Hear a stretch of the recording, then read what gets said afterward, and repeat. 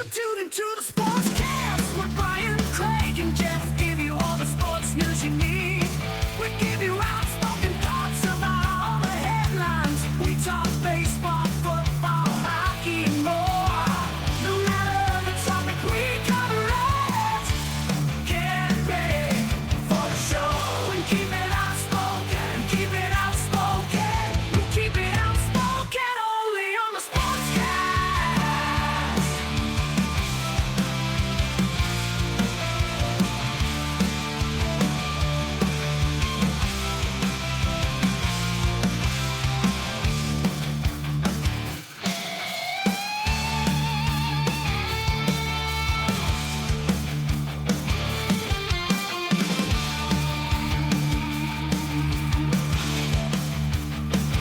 Tune into the Sportscast with Brian, Craig, and Jeff. Give you all the sports news you need.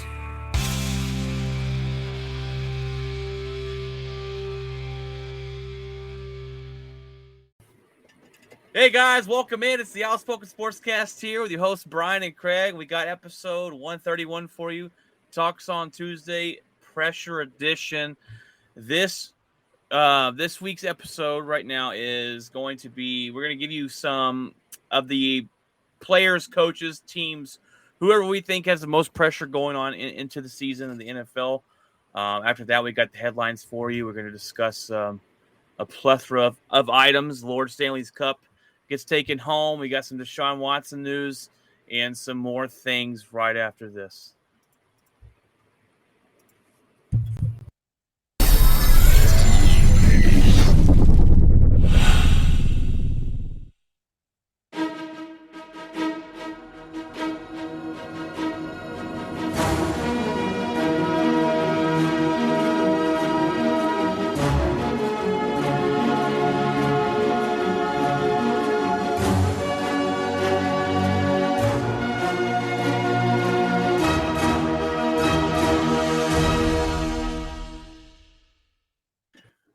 All right, guys, welcome in. Hey, Craig, good to have you on. I know you've had a tough couple days at work there. Craig just literally walked through the door, and we're going to put this show here together for you. But I like to do these certain topics every time before every season starts in the NFL. We did one last week we did one Friday about the top 10 quarterbacks list. If you want to listen to our list, go check out that episode. But today we're going to give you some teams teams that are pressured, coaches or players, whoever we think have the most pressure going into the season, because it changes each year with different situations. And I'm going to start off with my first person here who has a lot of pressure on him, and I think that's Dak Prescott. I think that's Dak because, honestly, first of all, number one, it's the Cowboys quarterback, right? It's one of the biggest pressured quarterback positions in the NFL just because that logo. It's like being the shortstop for the New York Yankees. There's a lot of pressure on that person to perform. I think the pressure is because he's got paid. He's got paid a lot of money, and people want to see him make that leap. Can he win it without Amari Cooper? Can he win it without a great offensive line? Can he win it and make others better? I think this is his year. I talked about it on Friday of our quarterback list. He's got to prove it this season. We've had some health issues last two seasons. You know, he missed basically the whole season the year before. Then he came back as he had the calf injury. There's really no more excuses right now. He's got to step up and be able to get this team past the hump this season. Where would you say he needs to get to end all the questions? I mean, we talking NFC Championship game? Well, I mean, ideally, you'd like to say that, but he needs to win a playoff game. He needs to go in and dominantly win a playoff game. He needs to not back his way in, not win because the other team got hurt or something like that. He needs to go in and own a playoff game and throw for 350 or 400 yards and 3 touchdowns and put a team on his back and carry him to a playoff win. He needs to carry him through the early part of the season where they play Tampa and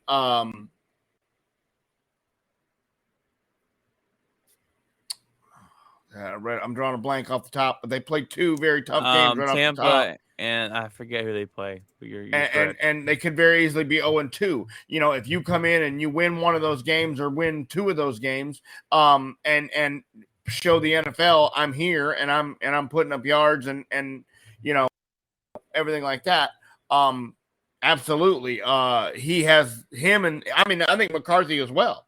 And Kellen Moore, and I think that whole deal, because if they come out and lay an egg and start out 0-2 or 1-3, they're going to be behind the 8 ball.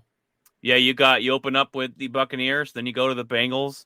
That's what it is. In your first, you could very, very easily be 0-2. Now you get a couple division games that could even that out at 2-2. Yep. But then the Rams, so that's 1-3. Yeah, you know, I picked McCarthy on here. I guess you could kind of side note it in with Dak Prescott, because McCarthy has his successor right over his shoulder. It could be either one, the offensive coordinator or Dan Quinn. Not only that, but with the owner that's done this before. We've seen it with Jason Garrett and the old man. What's the old man? Yeah, Wade. They quit Wade on Phillips. Wade though. They quit on Wade though. They went in and lost. They went in and lost like 52-0. I mean, they just didn't even come out of the locker room for Wade. He had no other choice but to do that. But there is a story that once Wade got fired, Jason added a bunch of plays to the playbook that weren't there before, and who knows if any of that's ever true. I don't think we'll ever get a firm, clear deal that was true. But McCarthy has a lot to prove, and so does Dak. 100%. It's his 3rd season, and he didn't make the playoffs the 1 year with no Dak, obviously, but and then they make the playoffs last year, but then lose to a to me not as talented San Francisco team. Even though San Francisco did go in and go to the NFC Championship game and everything like that, it still to me was a team that talent-wise was not as good as the Dallas Cowboys. Right, and this defense, you told me last season that this defense was going to win them some games. I would have laughed at you starting off because their defense wasn't, but their defense stepped up. And I think Dan Quinn was a fantastic hire. I think Dan Quinn bringing him back was fantastic for them. I think their defense will be better. Their secondary, I saw something. They ranked the secondaries the other day, and they're ranked, I think, 21st. So they're hoping to come out and improve. I think they're. To me, that's kind of where Diggs is one of those, I'm going to risk everything and I'm going to get a lot, but then I'm going to get burned a lot. To me, I'm not an Antonio Brown fan. That guy can't cover a fire hydrant. The kid from Michigan, the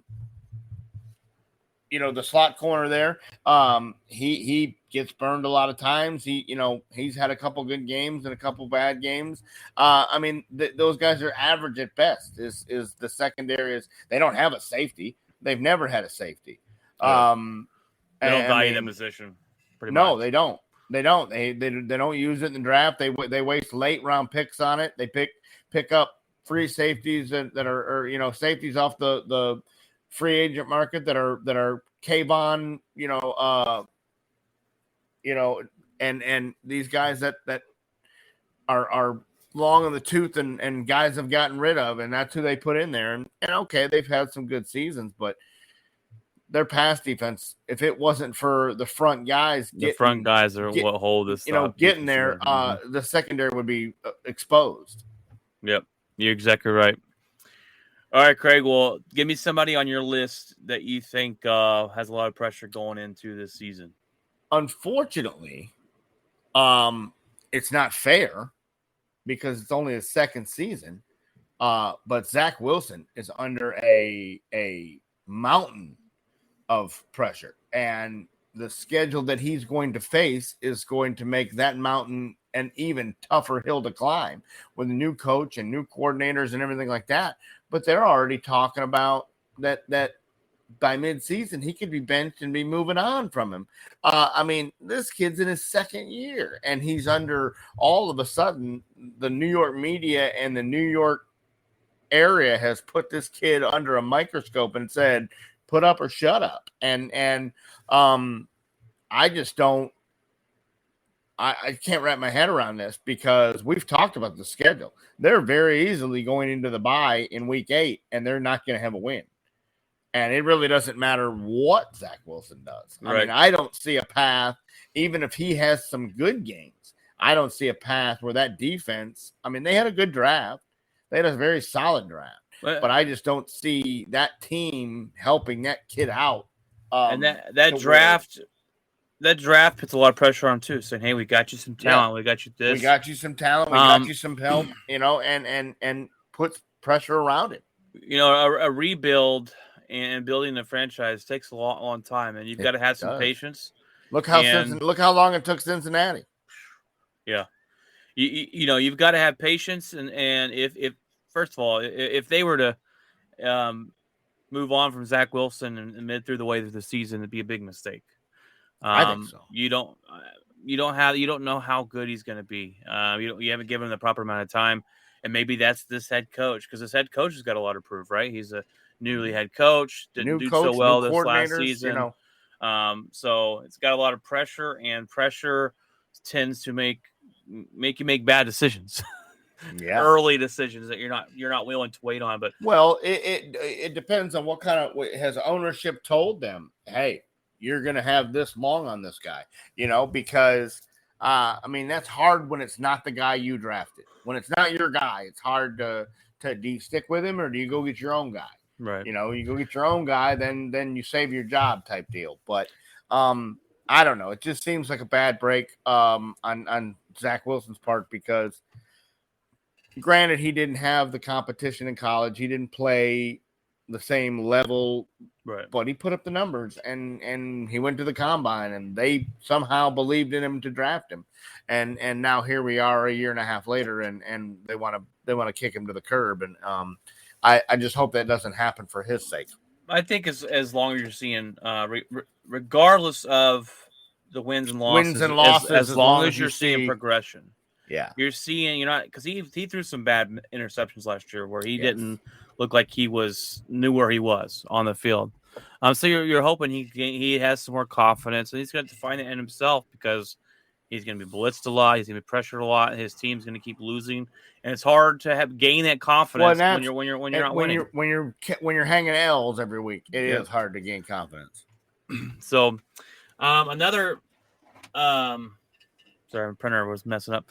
Another one I got on the list is the Cleveland Browns, and they did this to themselves. I think they've got a lot of pressure on them, and with the situation they put themselves in, with the Deshaun Watson debacle. That's all they've talked about. This team looked like it was ready to win. This is probably the best, well put together team we've seen the Cleveland Browns in a really, really long time. And then they decide to punt on the quarterback that has been the best quarterback they've had since Cozart. Okay. They give so much money, guarantee money to Deshaun Watson. He is probably going to miss the whole season. Baker Mayfield is on his way, it looks like, to Seattle. It's not official yet, but they have this win now team that is going to start Jacoby Brissett to be their starter. And my gosh, Yahtzee. The ownership could be looking for an scapegoat. They're looking to put some blame down on the head coach or whoever. That guy's gone. I'm going to tell you that right now. They will not make the playoffs, and that guy's going to be the first one to go. 100%. I don't know. Sad. You think the head coach? Because I think the head coach has done a fantastic job. I think whoever went to the owner and said we need to trade for Deshaun Watson, that's who I think needs to go. Yeah, and hey, the owner maybe the owner might have been the one, but he's not going to fire because they didn't do the research when they did it. I tell you that. No, they did not. It's like they called them in and said, "Hey, did you do this? No. Okay, here's some money. All right, good enough. Here's $250 million. We're good." So they put. What's that? We're backing up the Brinks truck. He's coming right in. So yeah, 100%. The Browns are deal because they're not Jacoby Brissett is not the answer. He's not ever gonna be the answer. He wasn't the answer in Indy. He hasn't been the answer anywhere he went. He's the ultimate bus driver quarterback. Yes, that's it. And Cleveland needs a whole lot more than a guy driving the bus because Baker's more than that, and they didn't like that. So they finally get a competent quarterback in Baker Mayfield, and they throw him under the bus faster than white on rice. I hope he goes to Seattle, and I hope he lights things on fire. I hope he lights the world on fire in Seattle. I hope DK Metcalf's a NFL MVP. I've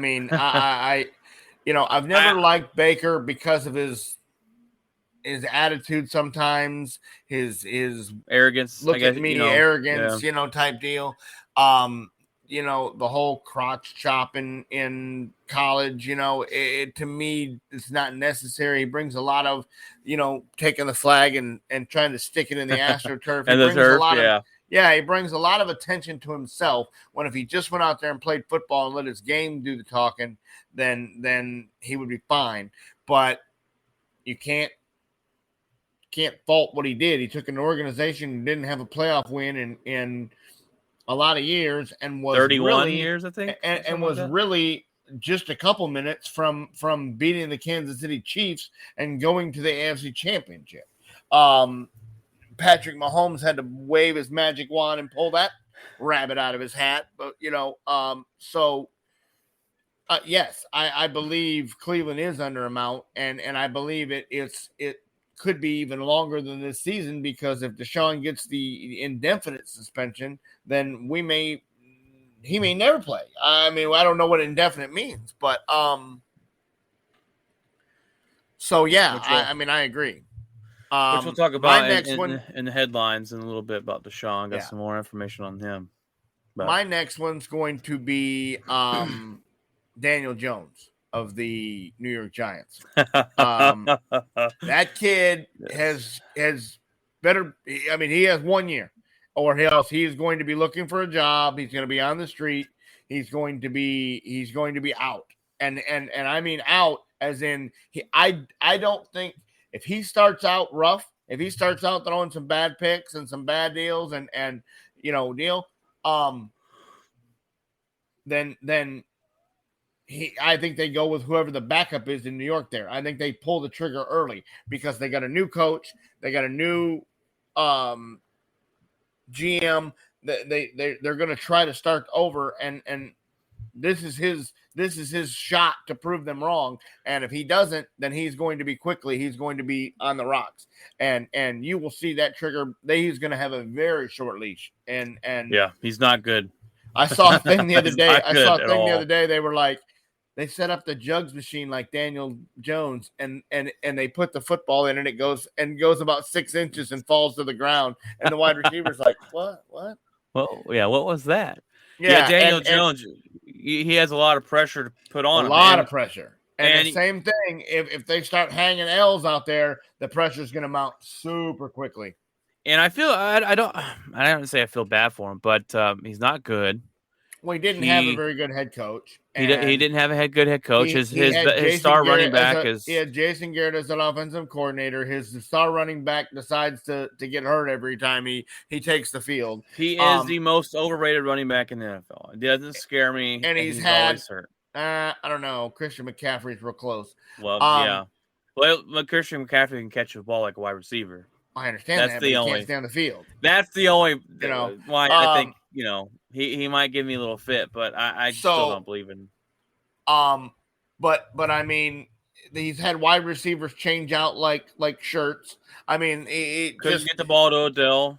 Yeah, no, he couldn't get the ball to Beckham. And everybody wants to blame him, which Baker didn't either. But yeah, and that's what I'm trying. I mean, so we will see. Where that goes, but I think Daniel Jones is under a mountain, and I think he's going to be quickly to be replaced. Yeah, I was hoping Dayball would have got rid of him because he's bad. He is bad, and I like their coach. Well, when they drafted him, I was like, Buffalo. What are we doing? I was like, thank you, New York. I was like, here's a couple years of terribleness. Yeah, they were like, he looks like the new Eli Manning, but he just because he looks like him physically doesn't Only mean he's guy going that to can play trip like over the 30-yard line and face plant in the middle of the field. wide open. Oh my goodness! All right, well, the next guy on my list is the head coach, and I think it's Cliff Kingsbury. You might be like, well, he did win some games last year. I think that was overrated. Yes, it was 100%. a fluke. 100%. He's got to prove he can win and win all year long. They started off hot, and then they ran into a buzzsaw. And without his number one wide receiver, they dropped off big time. They did, without his number one wide receiver. Now they just did add Hollywood Brown, but not only that, he's got to prove he can win, and he's got to prove he can mend fences with his quarterback, who is a little diva. He's a little Aaron Rodgers in the making. And they still haven't paid him, so that's good luck with that. And I say Aaron Rodgers as in the diva part of it, not the talent, because I think Kyler Murray is one of the most overrated quarterbacks in the NFL. But Cliff Kingsbury was one season they were talking about getting rid of him, and then they go on that run, and they're like, oh man, I think he's on a tight leash there. Patrick, he's always been able to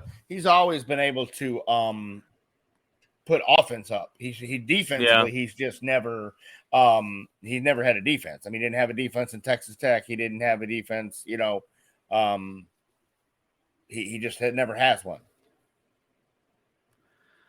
Patrick says nothing best but fumble, epic fail. I don't know what that is. He saying the butt fumble, but that was I don't know, Patrick.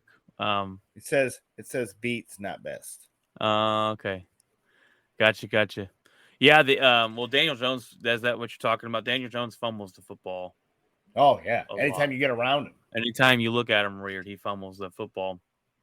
Thank you, Patrick. We're glad you're back in on this episode, guys. If you're listening, if you stream us live on YouTube, you can actually interact with the show, and we'll pitch your comments right on and read them on air. I think with this one, Cliff Kingsbury is the biggest thing is when you have a fight between what they consider a star quarterback and a head coach. Who is management going to believe? Who is the owner? Who is the owner they're going to believe? Does he want to keep the head coach or the quarterback? And more than likely, it's the quarterback. If you think he can win, unless you're Seattle and you'd rather throw away your elite quarterback and hang on to your old dinosaur of a Pete Carroll there. Well, that's why I think if Baker goes there, he won't work out because Pete Carroll's running the show. But that's here nor there. I just think Cliff is on the hot seat to put it all together. But yeah, I speaking of Russ, I think he's on the list of having an absurd amount of pressure on him to go to a new team, and here's a team in Denver who says they're a quarterback away, and he goes and they give him the money and they give him the contract, and if he goes in and falls short in that division, because that division is brutal, we've talked about it. They're gonna have to. Yeah. So if he goes in and goes 8-8, or 8-9 or 9-8 or whatever, and falls short of the playoffs, that's going to be a huge. I mean, Denver will be screaming because they said that all we needed was a quarterback. We gave you Russell Wilson, and so I think the Denver Broncos are under a mountain of pressure. Because if they don't perform and don't make this deal out to be what they said it was going to be, then that's going to be, the fans will be in uproar, and John Elway will be looked at as what are we doing?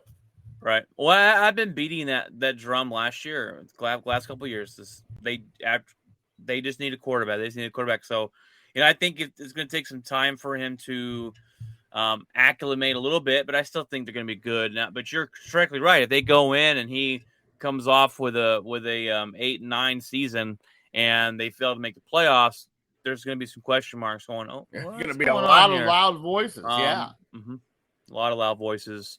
for an organization who seems to draft pretty good, except when it comes to quarterbacks. Yes. I From the got guy who was a quarterback. yeah. Well, I have the only other guys on my list are quarterbacks, and I'll give you the one right now. Kirk Cousins is under an immense amount of pressure up in Minnesota.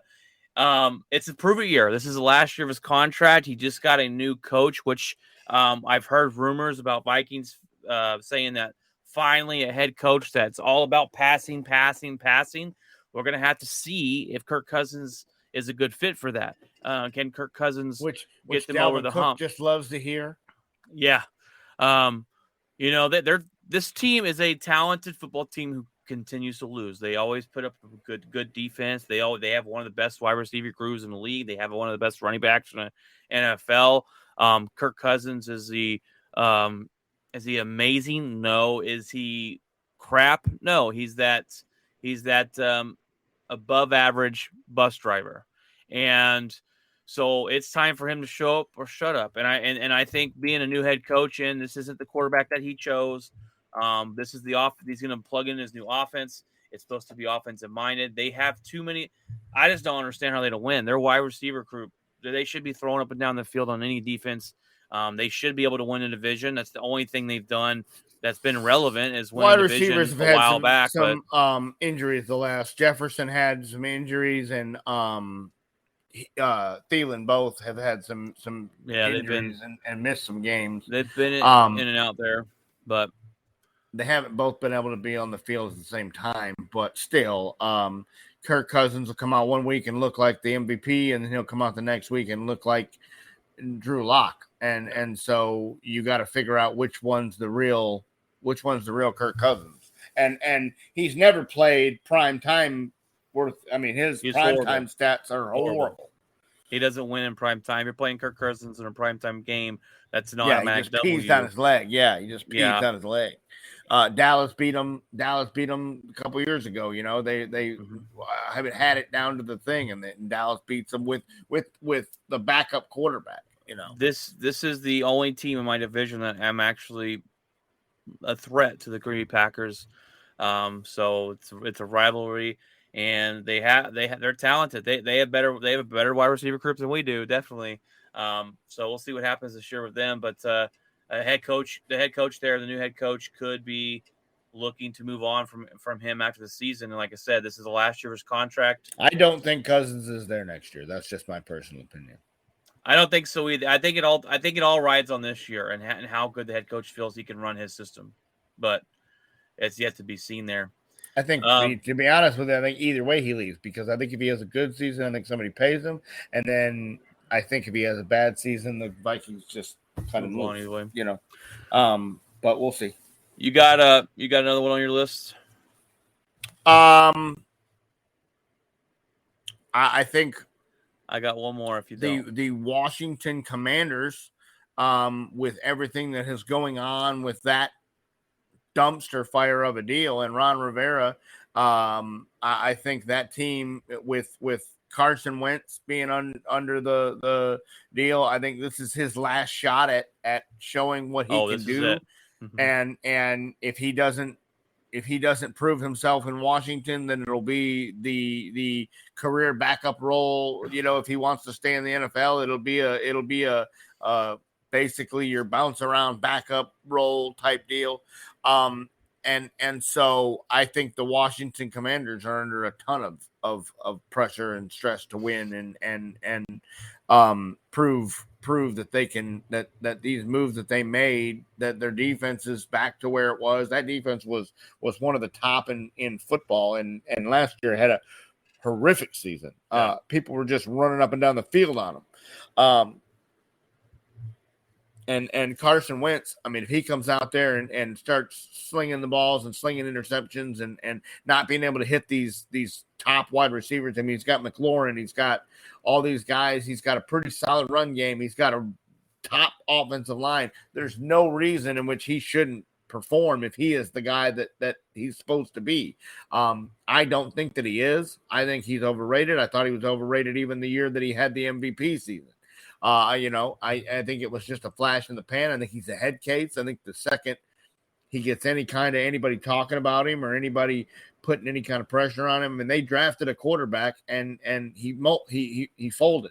Aaron Rodgers, they draft a quarterback and he wins 2 MVPs. So yeah. Here's the deal. It's all in how you handle the situation. I thought when he went to Indy, that was going to be his deal to march back up with Frank Reich.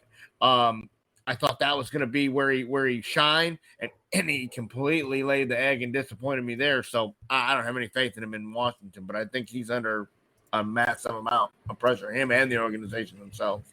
You're exactly right. The Eagles, not only that, the Eagles fan base ruined them, and then they put up a statue of the backup quarterback who won the Super Bowl.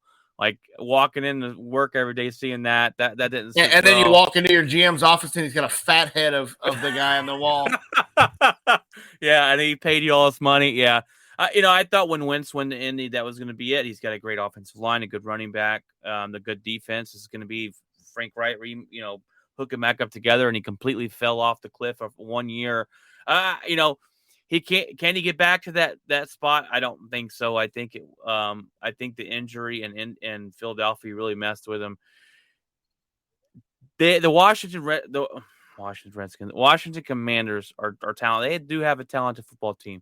I do like their head coach, Ron Rivera. I think that's one of the best decisions they decided to do when they hired him. I was like, okay, now they have a head coach that can come in here and make some changes for the good. They are under a lot of pressure. Their owner, with Daniel Snyder, hopefully he has to sell the team. We'll see what's going on with that. He's been subpoenaed, but hopefully it's heading to that. But this is a lot of pressure on them, and they're it's going to be a dogfight for that division if the Cowboys slip up. The Cowboys to me are the front runners. But if it slips up, I could see it going to the Commanders or the Eagles. I don't think the Giants have a chance with Daniel Jones. But anyways, the last guy on my list is the guy I think has the most pressure of anybody heading in the NFL this season, and that's Tua Tagovailoa, or however you pronounce his last name. Okay. This guy's got to prove he's got it. This guy has to prove that this is the deal. Look, there was a lot of rumors with him and Brian Flores when he was there that Brian Flores straight up told him, I wish I would have drafted a different quarterback. You're not good enough, yada, yada, yada. They went out and they got Tyreek Hill. They drafted Jalen Waddle. They got Cedric Wilson from the Cowboys.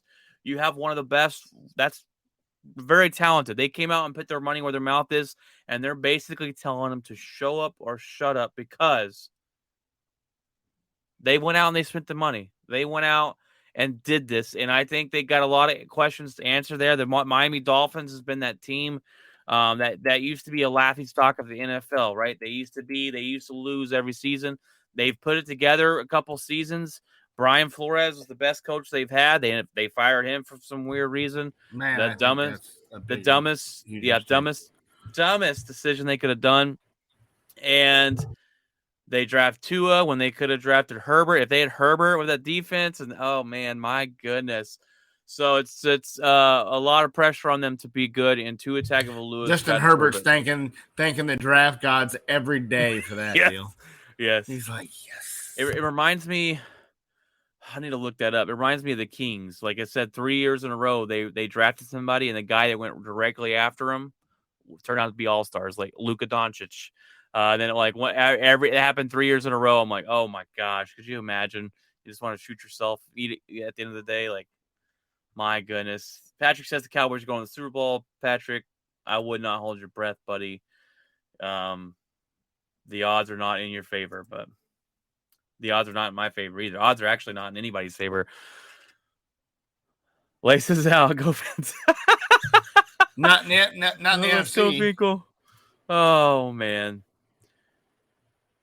All right. Well, that is going to be it. Do you have anybody else on your list of pressures? No. Tua was going to be my last one as well. Yeah, Tua has a lot of pressure. And I think this is going to be it for him in Miami, and they're going to have to move on if not. But all right, guys. Well, we're getting ready to move into the headlines of the week. Let me find that the nice little video here.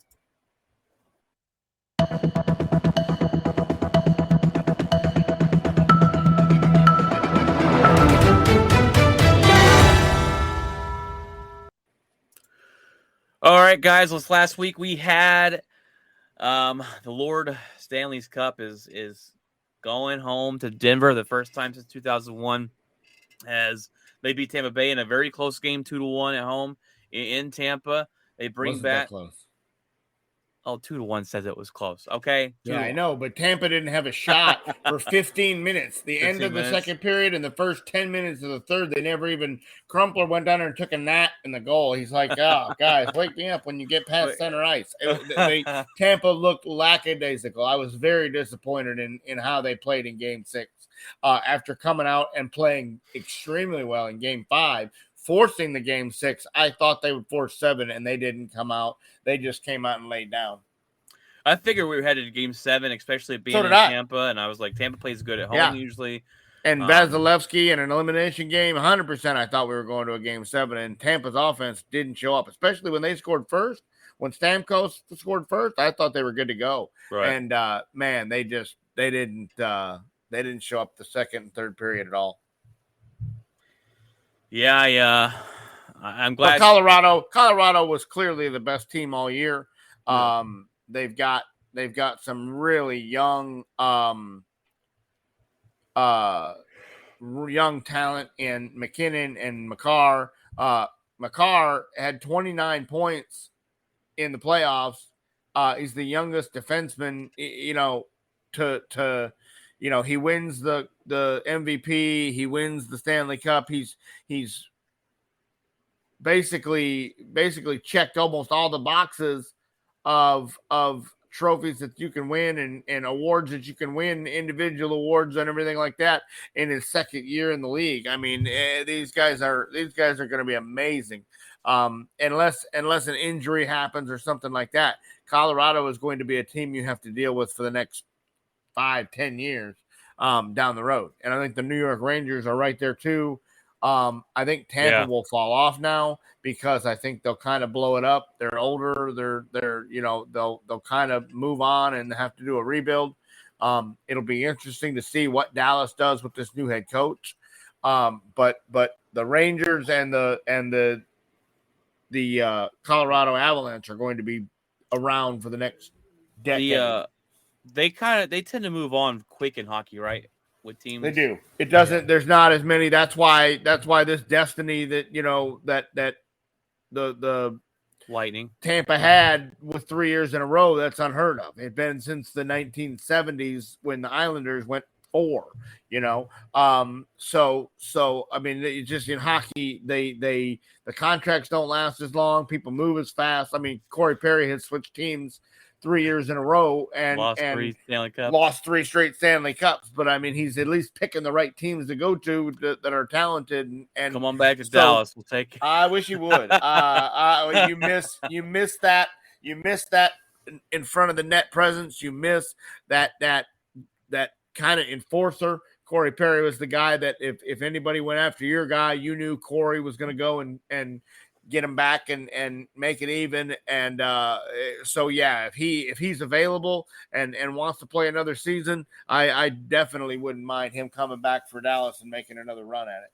So, but yeah, congratulations to Colorado. Did you see where they damaged the cup? Oh, yes. He comes sliding in there. Dude going to skate over for the team picture. Oh. Hey, have you skated much? Bro, what are we doing? He dented it completely. Yeah, they were like, the guy with the glove is like, They did a slow motion of their faces, and they were like, oh, what the heck? You could see it goes round, and then it goes straight across. Yeah.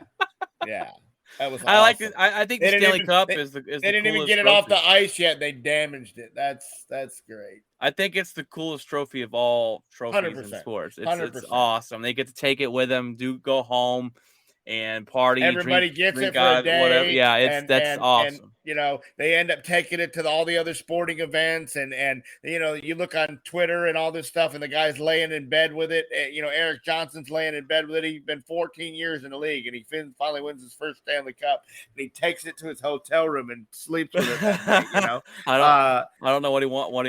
I don't want to know what went on in that room, but yeah. So hopefully it's absolutely by far with all the names of anybody that's ever won, having Gretzky's name on it, having Messier's name on it, having all these guys names on it from years and years and years, all the legends of the game, and know that they held the same cup. Yeah. It's not a different one. It's the same cup. And that to me is just insane. And it's the one trophy that I would love to.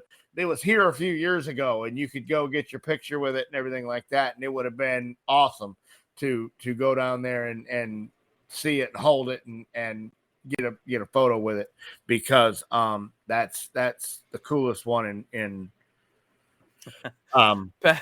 Patrick says if Deshaun was in that room, who knows what would have happened. And I was thinking the same thing to Patrick, but I didn't want to say it out loud, but good for you for saying that. Yeah. You never know. That reports are he's over here humping tables as he's getting massages. Speaking of Deshaun though, Patrick, you gave us a great transition in. Deshaun Watson is our next topic here, Craig. Deshaun Watson, they started his punishment hearing today from the NFL. So we're hoping to wrap that up sooner than later. We'll finally figure out what's going to be.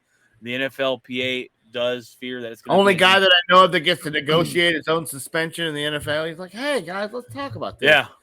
Well, he talked about he wanted to negotiate a suspension. We're like, that's not how that works, buddy. How that works, fam. We're past all that, but the NFLPA is afraid they're going to do an indefinite suspension, which means he's suspended until the NFL says he can come back. Well, what it is what they said is basically the indefinite says it's this year fully, and then we'll revisit it next offseason and see what we think. Because I think they want to do more research. I think they want to dive deeper into it and get in to talk to these women, and they want to see what they can find and see if they can find the one. Like I told you a few weeks ago, there's gonna be one that's gonna tell it all. That's gonna sing like a canary. There's gonna be one that the money's not gonna affect her. The fear of Deshaun's not going to affect her. There's going to be one that comes out before it's all said and done and says, this guy went completely off the rails. He completely made me feel uncomfortable. I went up there with the full intention of doing my job, and he made the whole situation an absolute train wreck. And they've already started to sue. These ladies have already started to sue the Texans organization for enabling him to do this by giving him the hotel room, by giving him the NDAs. They're adding the Texans into the lawsuit. This thing is far from over. And that's why the NFL, I think, wants to do the indefinite, because the more that comes out, I mean, every time we turn around, there's another woman. Who knows when the statute of limitations is up on this, and we find somebody down the road that's getting their ducks in a row right now and going to come out with the big bombshell. And so the NFL wants to give themselves an out if another big bombshell comes. Now, if nothing else comes, if this goes away and after the season is quiet, not on the home front, yeah, okay, we could reinstate him. But they want to give themselves an out by the indefinite, to where if something else drops, they can go, yep, well, we're just going to add to it. Yep. And NFL PA, Players Association, there is worried about the indefinite suspension, because if they get away with it on Watson, then that leaves room for others that do things, and they can go, hey, it's an indefinite suspension until we do this. And so, I mean, I'm hoping we can get I just want an answer. Is it going to be a year? Is it going to be indefinite? Now, I did see a report, and I didn't see much of this go around, but they said that report says that Deshaun Watson's contract could be delayed by a year. So they're just going to cancel a year of his contract and add it on to the back end. So if it's only a year suspension, Cleveland doesn't lose out. That to me is not fair. It's not fair. You know, especially because if you delay the contract, then what is his punishment other than just not playing football? There's no monetary. If you void the contract to add it to the back of the year, there's no monetary fine unless you come up with a number. Unless the NFL says you owe us $46 million. Yeah, he's getting paid that regardless of whether he plays this year or not. That's what. Right. Well, because what happened was when they put the contract in, they said we're only going to charge you to the cap, the $1 million. So when the NFL suspends him for the full season, the only thing they can take from him is that $1 million. The other 45 was a signing bonus, so they can't take that. He's going to be paid that regardless if he plays or not. Yes, $45 million. He already got paid. He got paid $45 million when he signed his name on the dotted line. And then he gets the other $1 million this year. And then the other ones are 46, 46, and 46. No. But he got 40. They cut him a check. He signed a piece of paper. They handed him a check for $45 million, the way I understood it. I think you're right. It's totally unfair. The Cleveland Browns, anybody that touched this guy should have known some risks were coming. Just as much. You should lose your year of eligibility. Right. If there's no punishment, then this suspension means nothing other than the Cleveland Browns have to suck for a year and get a draft pick. I mean, what's the punishment? If they suck for that bad, can they take their draft pick? I think that's fair.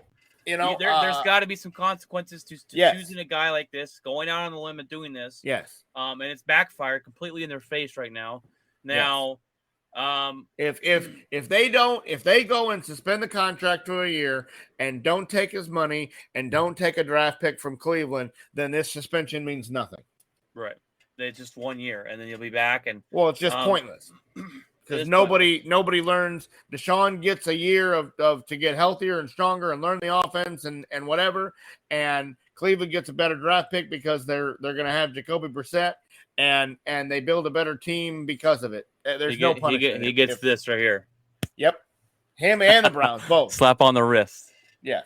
Now, I'm also interested to see what happens to Houston. Houston can be punished as well. They could take draft picks. They could fine them. I don't think. I fully hope that they do that as well. You're exactly right. I don't think they'll fully go all out on Houston. I think a little fine here will suffice. I think the main thing is going after Deshaun Watson's what they want to do, and they're shooting for an indefinite suspension. We'll see if that happens. But the judge will. I like the chances. I like the chances better with a judge rather than Goodell. Oh, exactly, 100%. So having the arbitrator rather than Goodell, I like my chances better. And the judge, it shouldn't matter, but she's a woman, so that will maybe, she's not supposed to do that, but I never know. Speaking of still football, Commanders and Terry, the wide receiver Terry McLaurin, agreed to a 3-year extension worth up to $70 million. And this is a guy that I was hoping didn't sign and became angry and wanted to leave because I would love him in Green Bay. The guy is fantastic. He was already angry. He wasn't showing up to camp, and I guess it worked. It worked. They paid him, and they should have paid him. I think they probably could have paid him more. This guy has done a lot there with not much to work with. So that's all the football news we got for you guys. We saw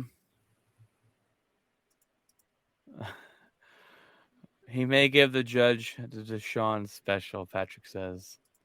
Maybe. Coming up with those jokes today, Patrick. We like it. Freddie Freeman here returns to Atlanta over the weekend, and they gave him a fantastic standing ovation. The guy deserves it. I was really sad to see him leave Atlanta. They were sad to see him leave Atlanta. I was shocked as well. Any kind of possibility for this. I think Atlanta's to blame. When I was talking about that over the off season, I think this is before you joined the show when this happened, but he came back twice to Atlanta and said, these are 2 contracts I'll play for, and they turned it down. So I think that's on them. They didn't want to pay him money, but it is what it is. Well, today came out that Freddie Freeman has parted ways with his agents who engineered the move to the Dodgers. So to me, that signals maybe he's regretting his decision to go join LA and leave Atlanta. He got that standing ovation to the point where he was almost in tears, pretty much wiping tears away. The Yeah, he got his standing ring. They gave him his amazing. ring and presented him his World Series ring, and yeah, it's an emotional deal. And Yeah.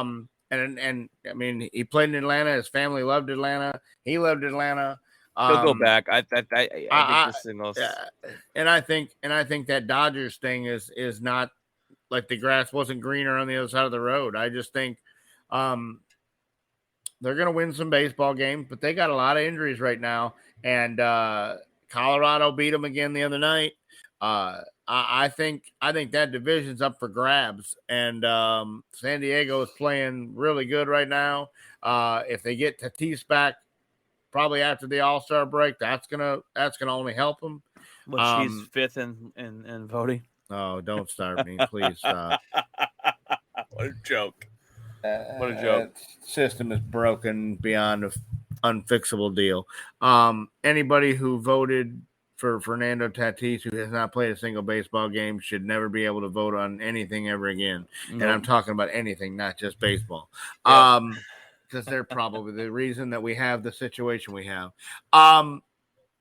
So, but yes, I think he looks at LA and it's, you know, that clubhouse isn't as tight knit as Atlanta's was. Atlanta had a really tight knit group over there. You know, Jock Peterson, even who plays for the Giants, said that clubhouse over there was man, fun to play for, and he really wanted to go back, and it just didn't work out. And so I think what Atlanta is doing over there is something special, and I think if he gets a chance, then maybe he goes back. But I don't know for sure if that opportunity will ever present itself. We'll see. Yeah. Because LA is gonna want to get a, you know, they would have to get a ton for him after what they paid for him. How many years is his deal? Isn't it like a 5-year? Yeah, fuck. They gave him a good haul of money. Yeah, I just think this, you know, the week, you know, after he just left Atlanta playing there, he's like, maybe I made a mistake. Maybe these guys got in my head and talked me into going somewhere else. And, but all right, well, I had a lot more on Kyrie Irving, rumors, all this stuff floating around. 6 for 162. Wow. Yeah. So he'll be there quite a while. Yeah. And the only way he'll go back to Atlanta is probably he'll be there the rest of his career. Yeah. And unless Atlanta picks him up and unless somebody trades for him, he'll be there the rest of his career. Well, there's a lot of rumors on Kyrie Irving in the NBA, where he's going to go, what's going to happen to KD. If Kyrie going to go play for the Lakers for $6 million, no one wants Kyrie Irving. No one wants interest in him except the Lakers. All that disappeared when he decided to join and opt back for the Brooklyn Nets next season. So he will be of the Nets next year, and that means Kevin Durant will stay, and you'll see it. And I think this is really kind of a let's give it one more shot type of deal, and then I think the team will disperse after that if they can't bring home a championship.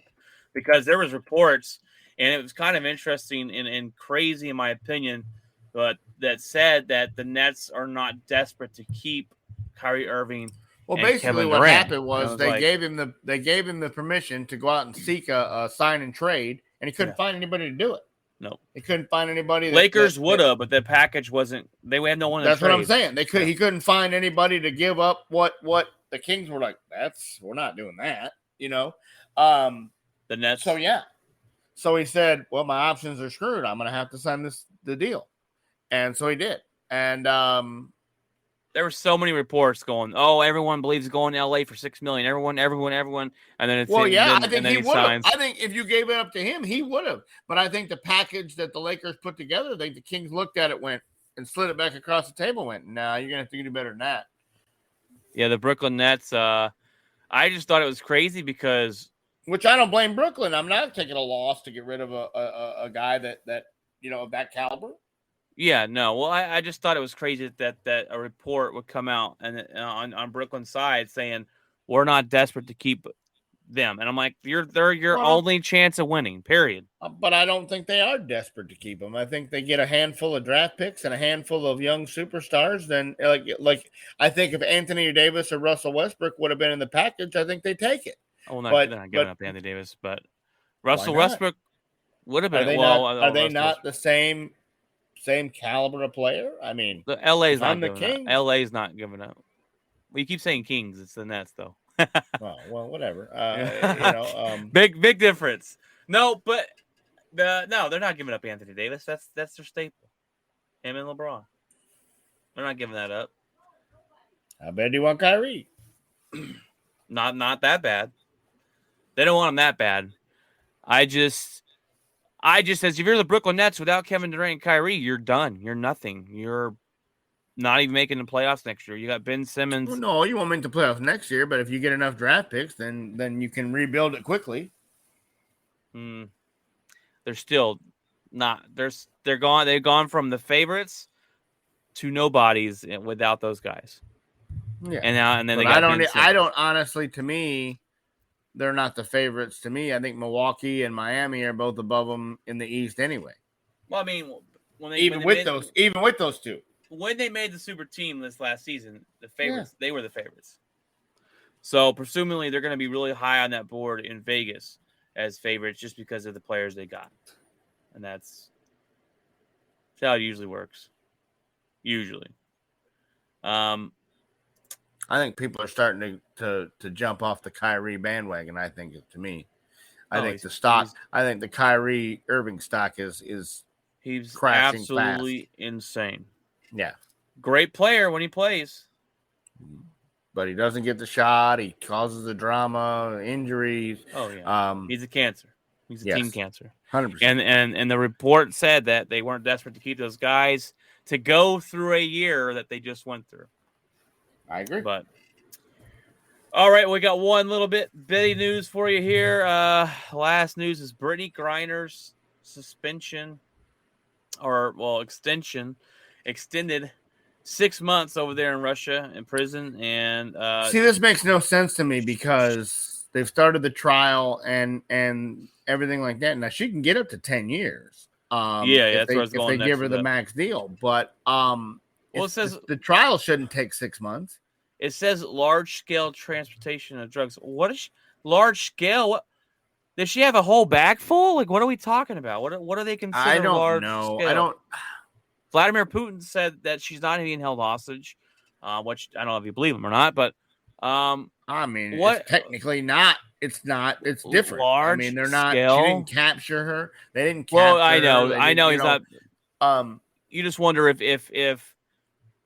they're. I know they have a reason to hold on to her, but it's kind of like I think they believe that they have somebody of an American statue that's more important than what she is. Now, as for her wife and family, yeah, she's super important. Oh, yeah. But as the American superstar, the American we have to go get her, they're not going to give up the terrorists that they wanted. The terrorists and the bombers to get her back. So I believe that she's going to be there a while. I don't know if it'll be 10 years, but I believe Brittany Griner is going to be in a Russian prison for quite some time. Right now, they said 6 months. It'll be around December 10th, they said, the extension. I don't know how long the trial's going to take, but yes, you could face up to 10 years. I just don't know what they consider large. I thought it was a couple cartridges of CBD. That's unless considered they don't large. Unless they don't understand what it is. In Russia, maybe that's a different substance. Maybe that's a different penalty. Maybe just having the substance itself is, I don't know.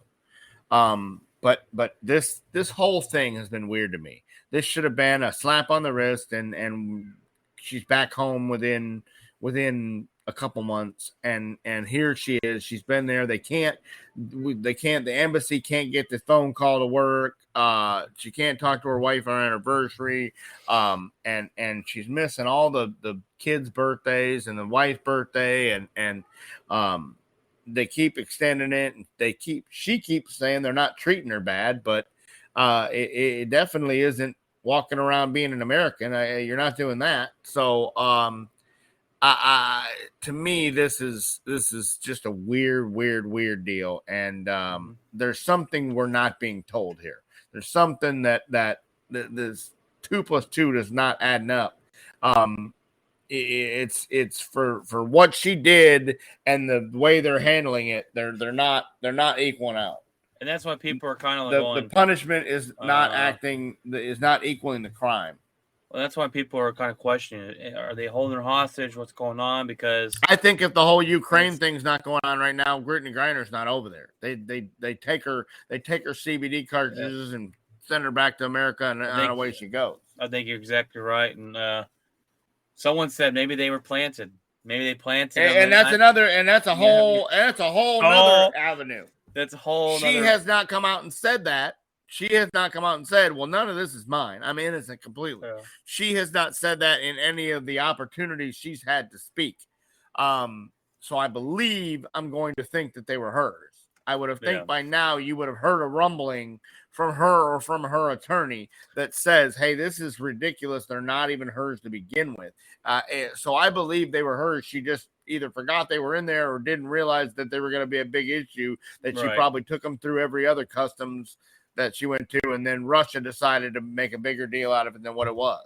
Right. Exactly. Well, that sucks. It's this whole situation for her and her family and her teammates and the WNBA. Yeah. I think they probably don't go to Russia again. You know what I'm saying? I don't. If I'm the WNBA, that's where I start. I don't. If I'm the NBA, period. I mean, I don't. Well, the NBA will go to China, even though they do a lot of questionable things. That's a whole other deal. They got $10 billion wrapped up in China, and that's why they continue to do business with them. Yeah. But that's a whole different story there. But all right, guys. Well, that's our episode today. We gave you the headlines of the week. We gave you who we thought had the most pressure going into the season was in the top of the episode here, top of the hour. We be on every Tuesday and Friday, guys. We are on every podcast platform. We stream to Twitch, Facebook, Twitter, and YouTube. We stream live. You can come on to YouTube, watch us live, and interact with the show. We will put your comments on here just like this and read them out for those on the podcast. But we're grateful for you guys taking your time out of your busy weeks to come on here and watch our listeners show, share us around, guys. If you have any questions, any content you want us to talk about, opinions on anything, want to get to know us more personally, whatever it is, you can email us at outspokensportscast@gmail.com. You can leave us a message on Facebook. You can find us. It's all under Outspoken Sportscast. You can find us on Instagram, Twitter, all the above. So feel free to come listen, guys. We'll talk a little bit about everything.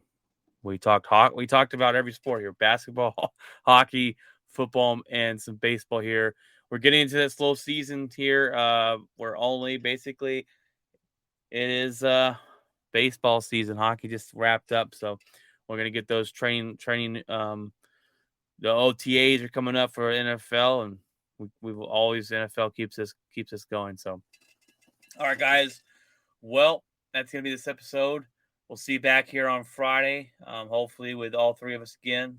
And remember, guys, keep it outspoken.